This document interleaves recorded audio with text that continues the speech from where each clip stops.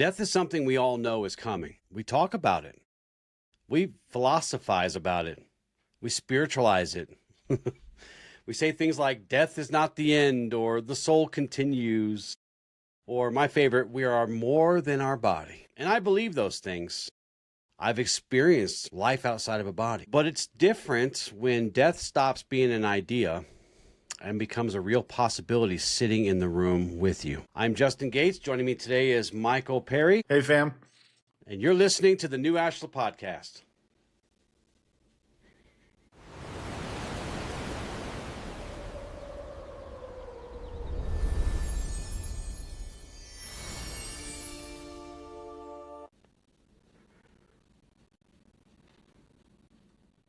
Hello and welcome to the new Ashla Podcast. Thank you so much for joining us today. This show is going to be kind of different. It may be heavy, maybe a little emotional even. But this is a show, Michael, that I really think that we needed to do, especially concerning the issues and stuff that's surrounding me lately. I don't normally share this much information about myself, kind of behind the veil stuff, right? Those of you who know me know, but the rest of you today are going to learn too. So, or learn about what's been going on. So, you ready for that? You ready for a thick show? Games begin. This is going to feel like a different show. We don't really have journaling prompts or anything like that. We're just going to kind of talk about something that's come up based on some of the crisis, a crisis that's been going on in my life lately, a health one. So recently, I found out that one of the arteries in my heart was roughly 95% blocked. That's a lot.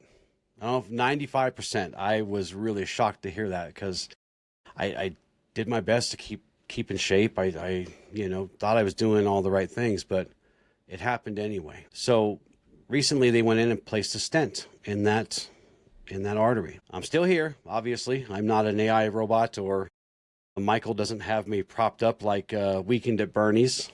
It's still me. I'm still here. I'm healing. I'm on a ton of medications that I swore I'd never take, right? I'm a lot slower than I want to be. Very sore still. And very aware that my body has been through something real. Not just my mind, though, or my body. My mind and my heart and everything else has kind of been dragged along.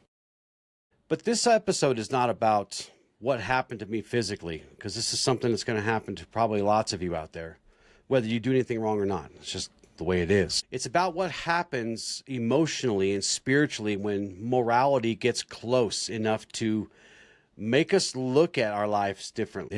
The show's going to be about the grief that rises, that comes about before death ever even happens, or right? So it's about the strange weight of wondering what would happen to the people who really need me the most if I wasn't there. It's about the peace that can come when you realize that you've done what you can, the doctors have done what they can, and now the work from here is to live. And it's about holding these two truths at the same time. Death may not be the end, but life still matters deeply, Mike. Well, I think there's something profound, especially when we have a brush with death.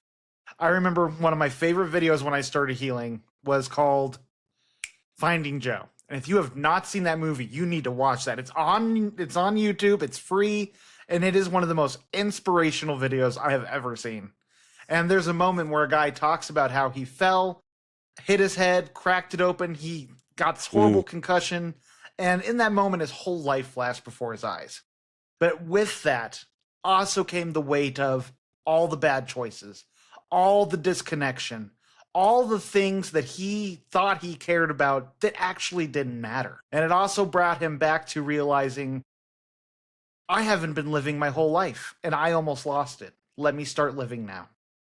Mm-hmm. And I think a lot of people go through that transition. I know someone personally who ended up with stage 4 cancer, and he was someone who, he was a great guy, but he was constantly stressed about this, that, the other, play games, just sort of meandering through life. And like, once he found this out, none of that mattered anymore. It was now, how do I make the most of the time I have left? And Mm-hmm. watching this transition, this detachment from all this noise that was in his life was so profound. Watching someone go from being an average Joe to like a Zen master overnight, like, Yeah. with no Yeah, idea of the healing world or Zen itself. Right. Which proves something I've suspected for a long time, that everything we need is within us. Sometimes we just need the right catalyst, right? Ooh, that's powerful.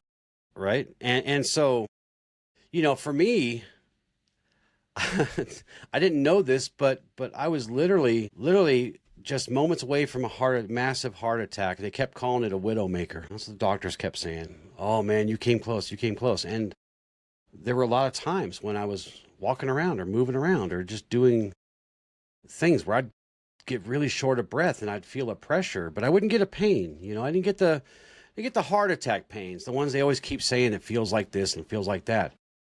I would be walking and doing things, and then all of a sudden I would have trouble breathing.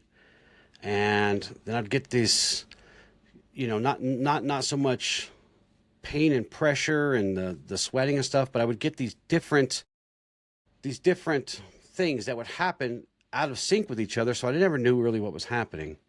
And then I would get these kind of just really dull pains, right? Just right here. And I find myself just kind of doing this. And then I went to work one day. And then I had the things that they said, Michael, the things they tell you to look out for. The pain. And then it kind of radiated into my arm and my neck a little bit, into my shoulder. And I told my buddy, I said, hey, I think I need to go to the hospital, or I at least need to go down to the fire station and have them take a look at me. So I went to the fire station. They took a look at me and they're like, yeah, bro, you probably should go. Your EKGs are good, but there's something wrong with that pain that you're having. So my buddy drove me down to the hospital, and people started freaking out, which of course freaked me out a little bit. But anyways, so I came really close lots of times, as it turns out, to dying, like just dying, right? And there was really no warning. It just could have happened. So that's what we're going to be kind of talking about today, because we really need to talk about the mourning and grief and living through the lens that a lot of people out there are living through right now. And hopefully we can help people understand, right? And take a look at mortality, because especially when it becomes personal. And a conversation that I had with another good friend that I've known for many, many, many years. He actually worked with me at the Nights of Awakening. So that kind of spurred this topic today. So there's a difference between knowing you are immortal, right? But also feeling your mortality. There's a big difference between the two. I know it, but now I'm feeling it, right? And most of us know that death is real. There's no secret. We know the body has its limits, and I surely learned mine recently. But most of us also know that tomorrow's never promised. But for much of our lives, that just stays like as an abstract thought, right? We don't really think about it too much, that tomorrow's not promised. We just take it for granted. It just kind of stays in the background. It lives somewhere there, right? I don't know where in the background it is, but somewhere it's just hanging out there. And it's something that we understand here, but rarely is it something that we are forced to confront here in the body. And then something happens, Michael, the stuff that happened to me. And then I go to a hospital, and then there's a diagnosis, and a bunch of test results, and then a few hospital visits, and then a procedure. And that's where that illusion of invincibility starts to crack, right? Because spiritually, and I'll let you pick it up here, but spiritually we're always told, and we teach, your soul's invincible. It doesn't feel invincible when it's stuck in a body.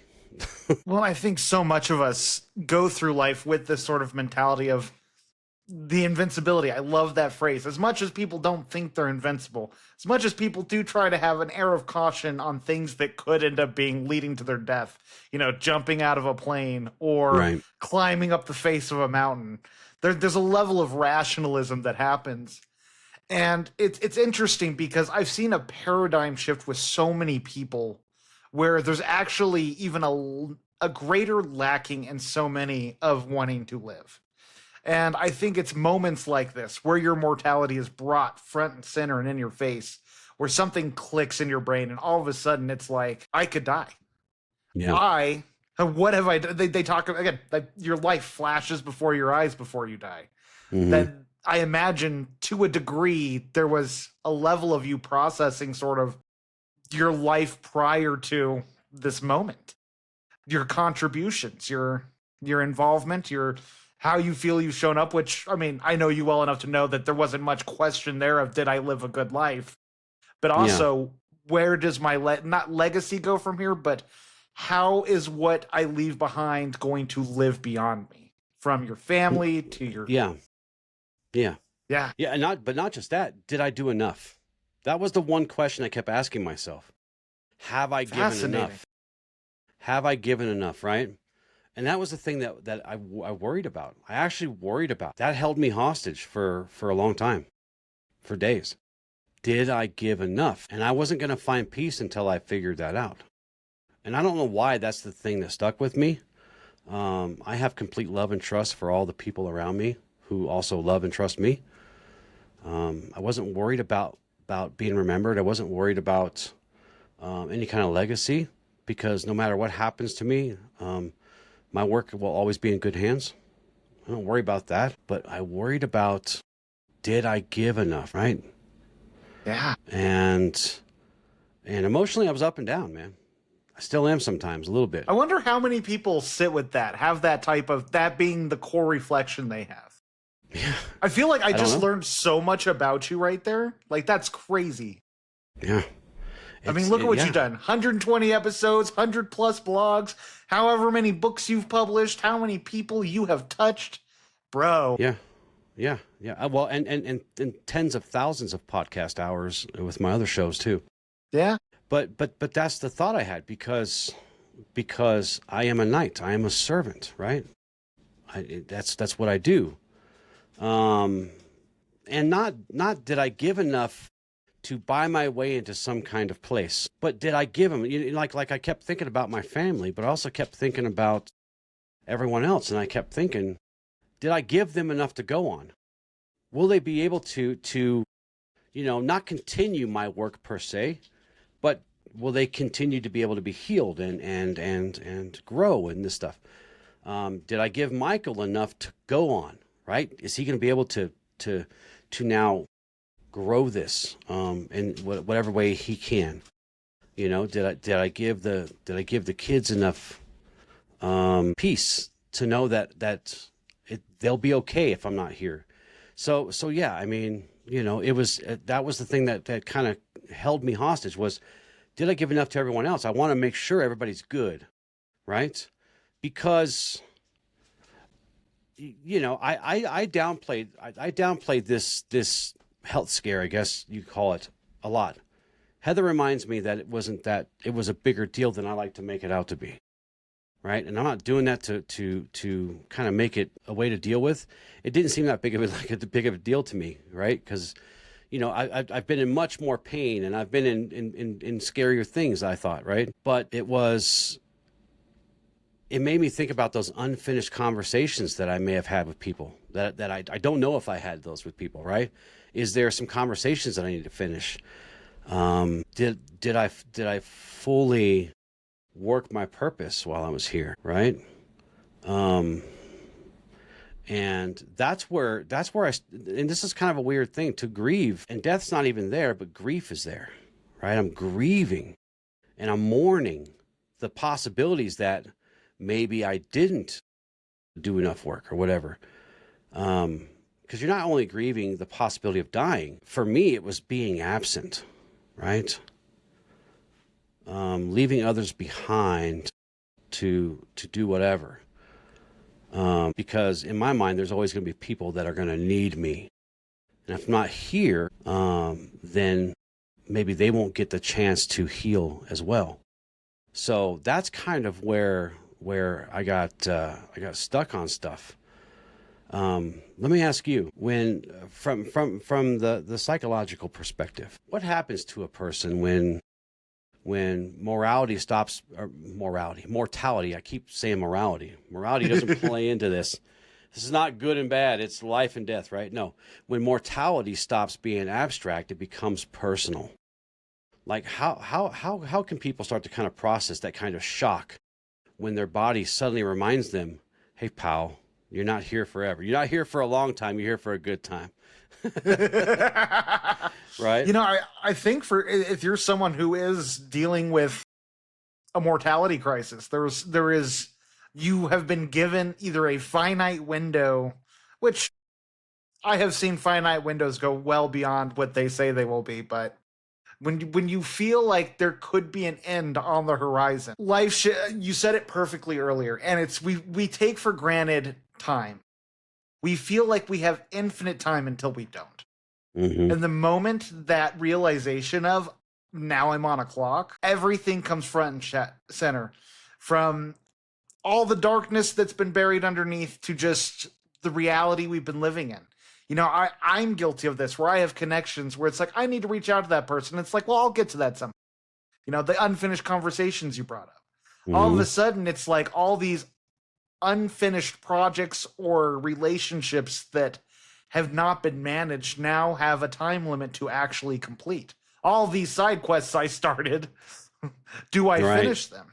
And then above all, I mean, I think this, what you're talking about may not resonate with a lot of people because you have found purpose. And above all, you are someone who lives in alignment. Mm-hmm. I don't think people are thinking, did I live my purpose, as much as did I contribute in my lifetime? Mm-hmm. Because Eric Erickson, who is the master of the developmental psychology through the ages of human evolution, the final stage is contribution or despair. I'm probably butchering the first one, but it's the same concept. When we get past the age 65, 70, now we reflect on the meaning of life. And you start to either go into despair when you realize how you cut yourself off from the world, how you ended up being busy your whole life and never got to experience it. You start to realize how much your life is so insignificant when it comes to the grand scheme of things. Mm-hmm. But on the other side, because the way his psychology works is you either fall into the plus side or the minus side, is just a simple way to phrase it. And that's the minus side. The plus side is I've built this family. I've done the best I could by my own moral standards to live a life worth living. And so they find fulfillment. They find peace in old age. And when that's brought to you at a younger age, where your mortality, all of a sudden you're reflecting on that.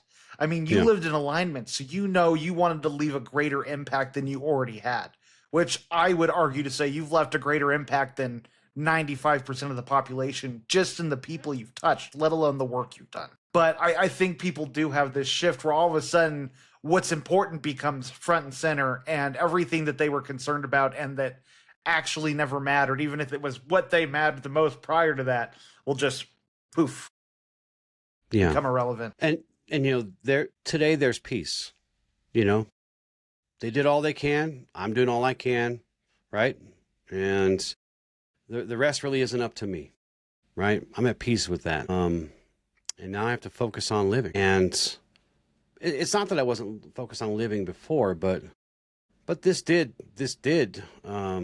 illuminate an opportunity that I had, right?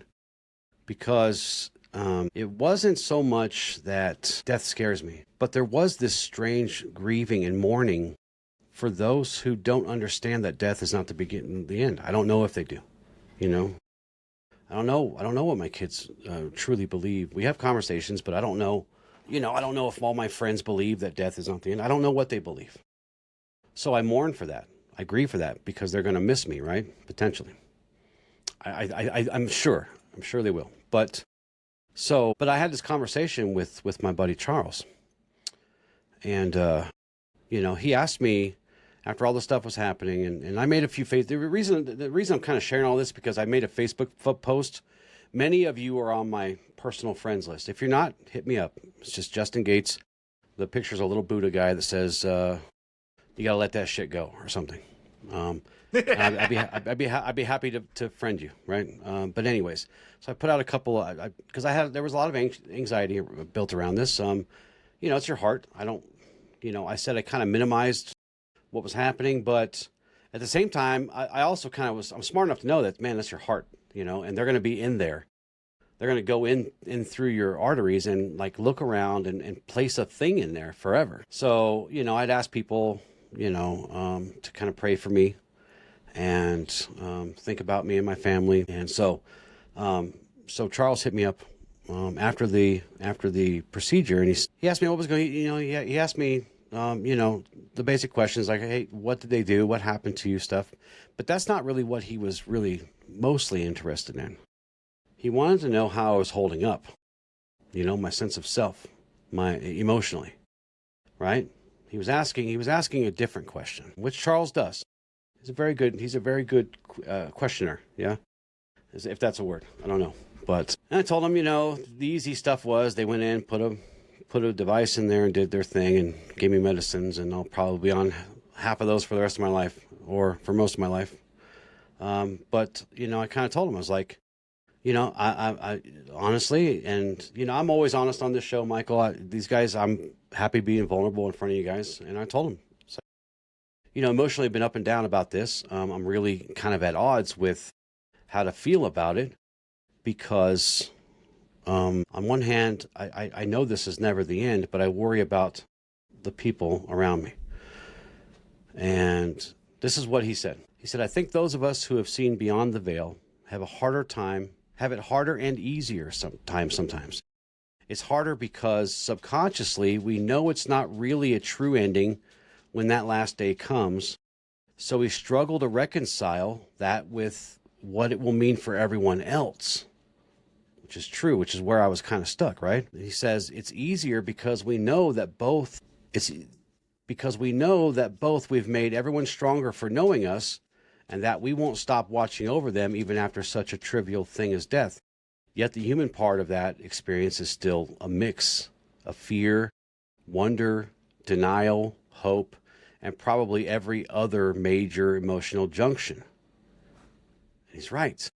He's right. Those of us who do know for a fact still mourn and grieve ourselves, and those who don't know quite for sure, right? That's a really weird place to be. It's a really weird place to be. But yeah, I mean, we're at peace. I'm at as much at peace with it as I can be at this point, and a lot of it's because I'm not pretending that nothing happened, right? Right. I'm not allowing myself to be numb about it. I'm not having some spirit. I'm not performing spiritually, right? I'm not, that peace, that sense of peace is not really saying I'm above this because I believe his death is not the end. It's peaceful because I'm looking at the reality of what happened and saying, hey, I've done what I can. They've done what they can. Now I have to live for as long as I can, right? Because I can't live every day wondering if I'm going to leave people behind, because I will. I can't wonder about that. I have to just understand that, surrender that. And I can't. So this whole idea of grieving for the living is I've learned that this becomes something really strange concept for me. I have said famously before that death is for the living. The living are more concerned with death than the dead do, right? And grieving and death and all these things are for the living. But one of the most powerful things that came up in that conversation that I had with Charles was, like I said, he said it, those of us who've seen beyond the veil may have a harder and easier time with death because we know that it's not the end, but we don't know if they know that, right? We don't know if they really understand that. But also because I understand what death means to the people who are still living, who are still here. Because when we die, Michael, we're going to cross a threshold, right? And we're not going to be concerned with that stuff anymore. That is a physical life thing. Once we cross over, then we're not concerned with physical things anymore. But the ones who are remaining in that physical existence, will have to learn to live with that physical absence of me or you or, whoever. And that's what was so overwhelming for me, because they're going to have to wake up in a world where I'm not sitting in my chair, the chair I love to sit in. They're going to have to try and remember everything instead of being able to just come to me, right? And touch me and hug me and talk to me. They're going to have to carry that love, and grief, as we've said before, is all that love and nowhere to put it, right? Yeah. So, for me, one of the biggest feelings that I had during this was not only just my own fear. My empathic self was starting to feel everyone else's fear and everyone else's, pain, and, their mixed feelings and all their worry and all their confusion and stuff. That started like overwhelming me too, because part of me was trying to deal with this thing that was going on here, and the other part of me was still trying to keep my empathic, self shielded from all that stuff, because you can't feel everything all the time. It'll drive you crazy. It'll burn you out and break you down. But not only was I felt like I was grieving, and eventually it was like, I don't even know if it was me grieving anymore, me grieving or mourning. It was like the people around me too. It got all mixed up. Got all mixed up. Well, and I mean, I can't imagine what that part's like, because I imagine that is a huge part for people who are in a process of feeling like their mortality is very much at stake, where they are coping with it themselves and sort of processing it. But then they got the people they love who, I mean, it's wonderful they have people that love them, but there is so much emotion from them because they're pre-grieving as well. And I'm sure it just gets all tangled up, because it's hard to separate what is it I'm feeling as far as the grief for myself and just what's going on, the fear, the nervousness, and what is them when their emotions are similar. Like what is me? Where do I create that separation? And with it being so high intensity on both sides, like it can get very confusing, I'm sure. Yeah. Because it's really a strange place emotionally for people, because they're having fear for something that's not even happening to them, right? You were scared for me. Heather was scared for me. These people were scared for me, and they're experiencing this fear as if it's happening to them, but it's not happening to them, and that's a very strange place, because maybe they're imagining the pain, or maybe they're imagining kind of the procedures and how rough those kind of seem. How do we try to understand that kind of and you said it, that kind of anticipatory grief that people are having before something even happens, because that veil between knowing and not knowing, now knowing what's going to happen, has really vanished, and they're just on this field of crazy. How do they? Yeah, I mean, when it comes down to it, the more empathetic we are, the more empathic neurons we have, which just pick up on things going on in the environment. I think for many people who are deeply empathic, they do struggle to create that division between what is my emotions and what is their emotions. That's why so many empaths rush to fix things and always try to comfort people instantly or find solutions, because they feel uncomfortable with the discomfort they're feeling from other people. I've been guilty of that more times than I care to admit.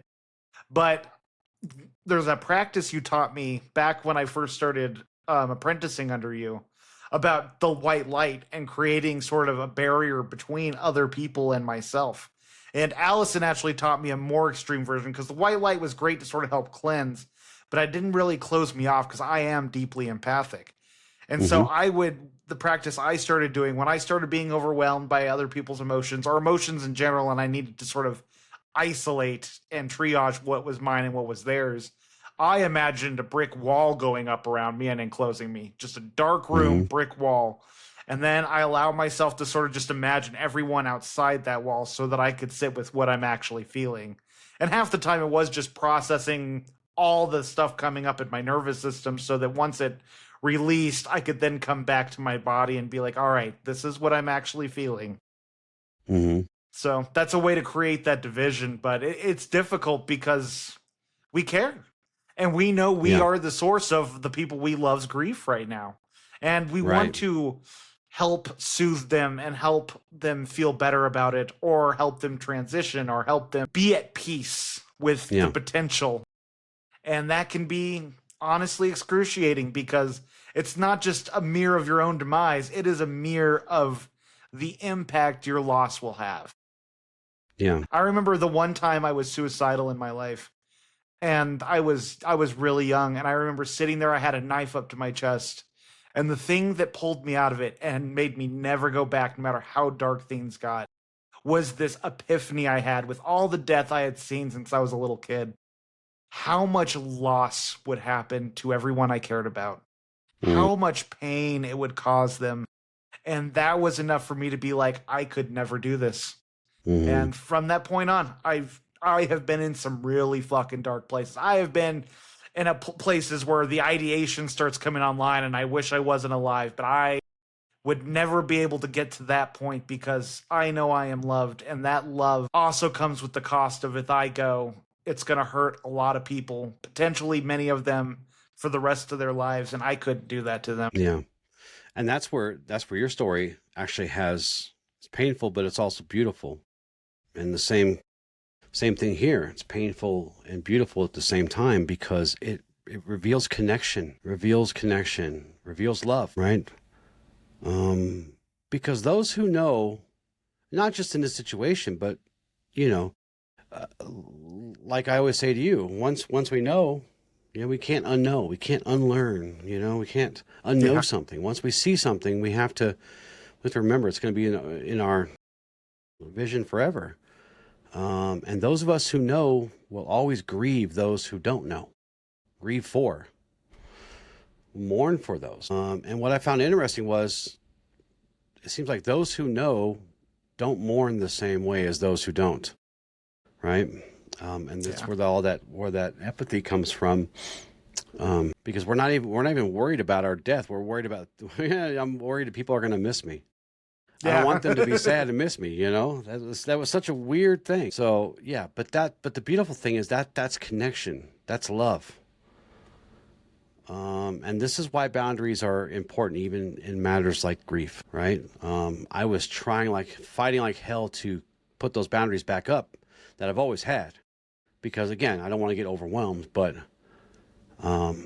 because I was just getting lost in everything, because I was losing myself in that chaos that had nothing to do with anything, that really a lot of my feelings. It just, either my feelings were amplifying theirs or theirs were amplifying mine. And it was very, very difficult. Very, very, very strange too at the same time. But so as I always like to do when we talk about grief and loss, I always like to try to talk about gratitude. So let's talk about some gratitude stuff.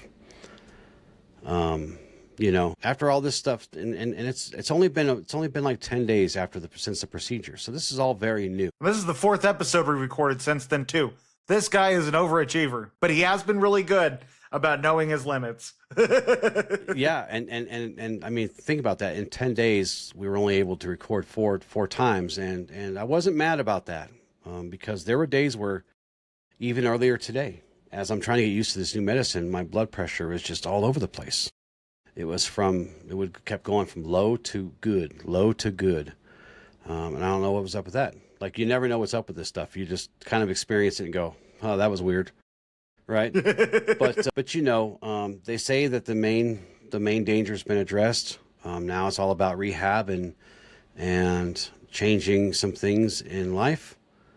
But now it's time to decide how I'm going to live after this really warning. I got a very stern warning, a good shaking from the universe with this, right? I always say there's a tap. They kind of shook me, but now I have to decide how I'm going to live after this. Because I am too young to be dealing with this crap, right? I mean, yeah. I'm 49 years old. I know I don't look it, but I'm 49 years old. Should not be dealing with this stuff right now. But it was a warning, not a punishment, not some kind of karma, bad karma, not a curse. Probably some poor genetics, right? Maybe a little bit of poor genetics, because my grandfather had a heart attack at 46. But and I'm not taking this as some overly dramatic sign that my life is over. More that gratitude for life, that life is precious. That yes, the soul may be invincible, but the body is not. And the time that we have in our bodies with each other should not be treated as some kind of, thing casually.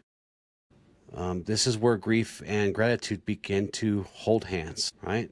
There was grief for what almost happened, and scary, and fear. There was, I grieve that my body is not as cool as I thought we were, right? I grieve for those who felt fear for me and was deeply hurt by this. But there's also gratitude for the doctors, right? Gratitude for how advanced the world's medical stuff is, right? Grateful that my body, although I felt kind of let me down a little bit, is still carrying me for now, right? Gratitude I woke up this morning. Grateful that I got to see all the people who love me because they showed up. Grateful that I got the chance to now live differently and change some things, right? So gratitude does not erase the grief. It doesn't cancel out the fear. It doesn't mean I pretend that everything's fine because, like I just said, every day's kind of been new for me, getting used to the medication and stuff and healing this thing.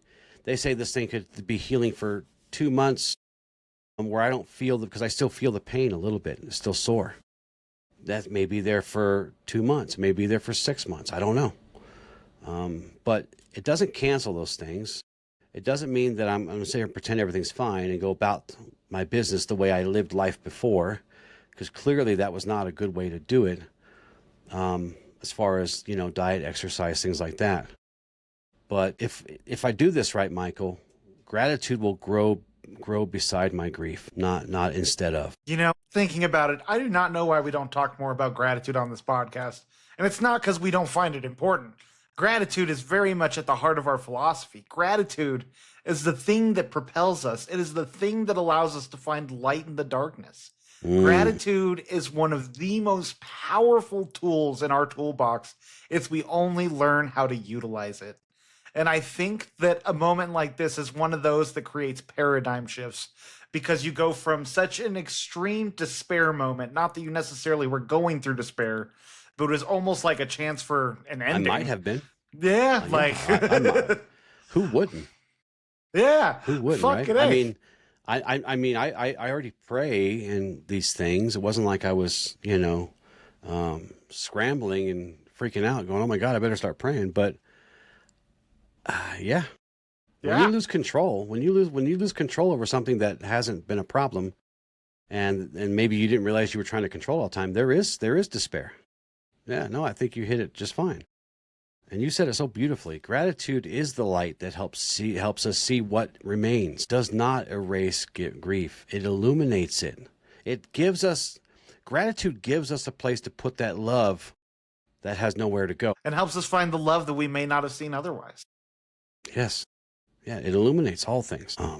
It helps us say, I was afraid, yet I am still here. Right? Ironically, I never made this correlation. So I suffered with extreme depression most of my childhood. Mm-hmm. Literally all the way through high school. And I think that shift did happen literally right after my little suicidal episode, where I remember the thought I had the day everything started changing, where it's like, I am done dreading getting out of bed every day. 'Cause it felt like every day something bad would happen. Anytime I let myself feel like things were okay, something else horrible would happen. Mm-hmm. And I remember it's like, I am done living like this. Now, my gratitude shifted into toxic positivity down the road, but it was so powerful because I started seeing that there was good everywhere. I went from seeing nothing but misery and depression, and I was such a shut-in. I would mumble. I couldn't talk to people, and my entire personality shifted. I started going to the mall and talking to strangers, building that confidence. I started pushing myself to be more than I was. And I started seeing just good everywhere. And it Mhm. went from being a practice to a way of being. And I feel it's these kind of instances is when gratitude can very much become a way of being. Because all of a sudden, again, all the noise falls to the background and everything that is important comes to the forefront. And you can't help but have gratitude for the things that matter in those moments, because all of a sudden, you know, this is all that matters. Yeah. Not Well, the if you're paying job, not the nice car, Yeah. not if you're paying attention, it will be presented to you. You'll see it, right? And I've always been kind of hard-headed, you know. you. There might be a few listeners that followed me through from way back in the day, around 2014-ish, was when I did a series called The Road to Recovery, when I broke my leg in like 3,000 places, and that was a wake-up call of its own. So apparently, I have to be flicked in the forehead by the universe to get my crap together, right? Hey, isn't that what the whole tap on the shoulder is, right? You know, even the best of us miss the signs, right? Yep. And you know, physically, I didn't feel the way that I thought you're supposed to feel, you know, because now I look back and I probably should have addressed this 5 years ago, you know. But it is what it is. So, do you have any final thoughts for the show today? If you're someone, I got two tangents I want to go down, because there is something really important here that I've had a few epiphanies with. I know a lot of people in my life right now who are where I was before I started doing a lot of my healing work. And it's this feeling of, I don't care if I die. It is this feeling of, it's not despair or helplessness or even suicidal ideation, but it is this feeling of, I don't care if I die. And it's not like we're searching for death. It's not like that's what our goal is, but it's just, I don't care. And I've been pondering on this because I've talked to a bunch of people about this who are going through this. And I've been curious because I've been there too. And I'm like, what shifted in me? And I thought it's because I found purpose, you know, doing this podcast. I found the job I want to do, which is helping people. You know, Right. it's aligned with me. But I realize I'm wrong. That is not what creates that feeling of wanting to live. It is connection. Yeah. It is belonging. It is living for something bigger than ourselves. And so if you're someone who is suffering with that very train of thought of, I don't care if I die, ask yourself, what can you do to start living a more fulfilling life? I mean, that's what we talk about on this podcast every time we jump on here, is how to live in alignment and how to live a fulfilling life. What are you avoiding that's holding you back from your best life now?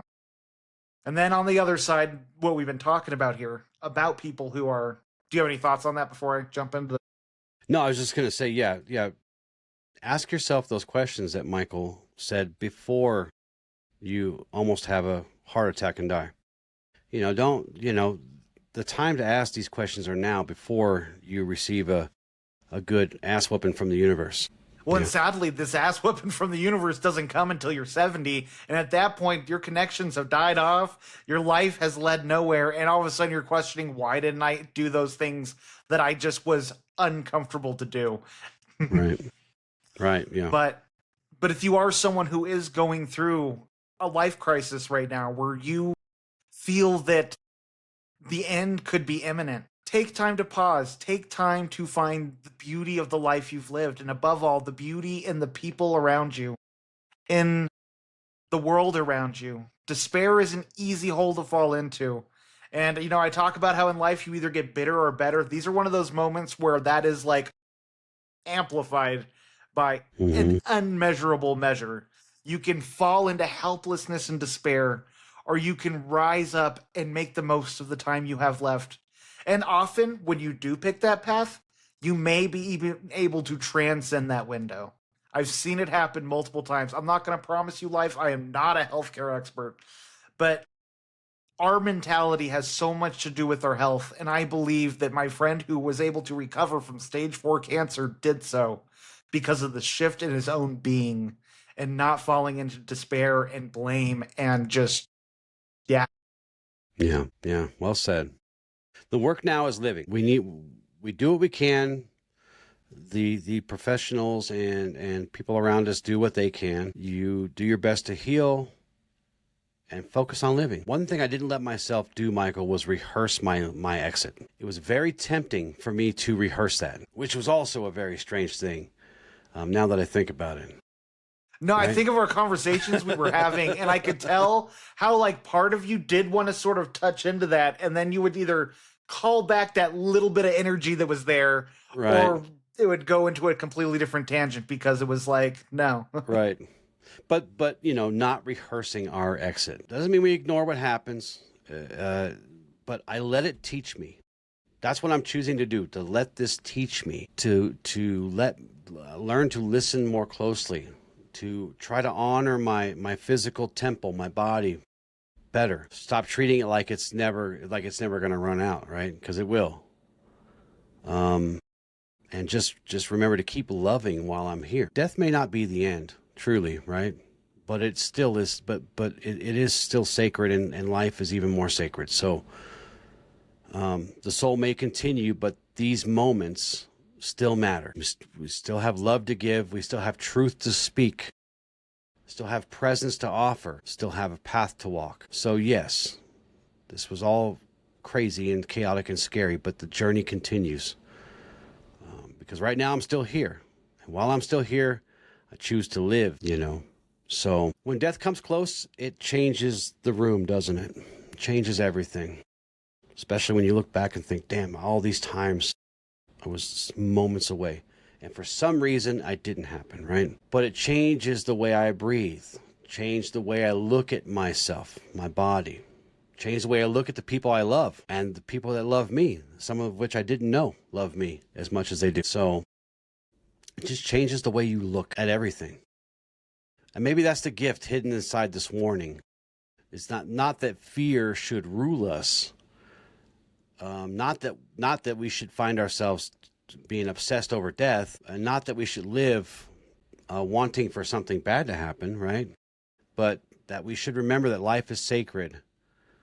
And grief and gratitude can exist in the same room, in the same breath, in the same body, the same heart. I can and have grieved what almost happened, but be grateful that I'm still here talking to you now.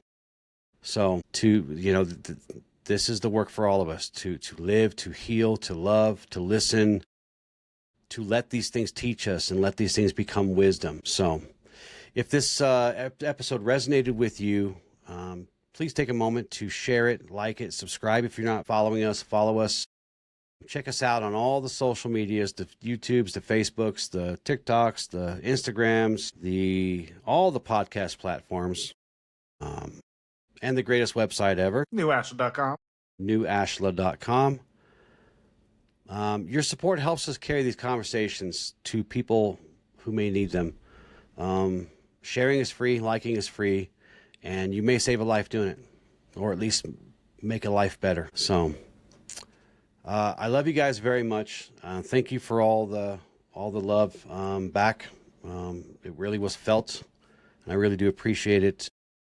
And thank you so much for joining us with love and gratitude. Ad lucem. Ad lucem.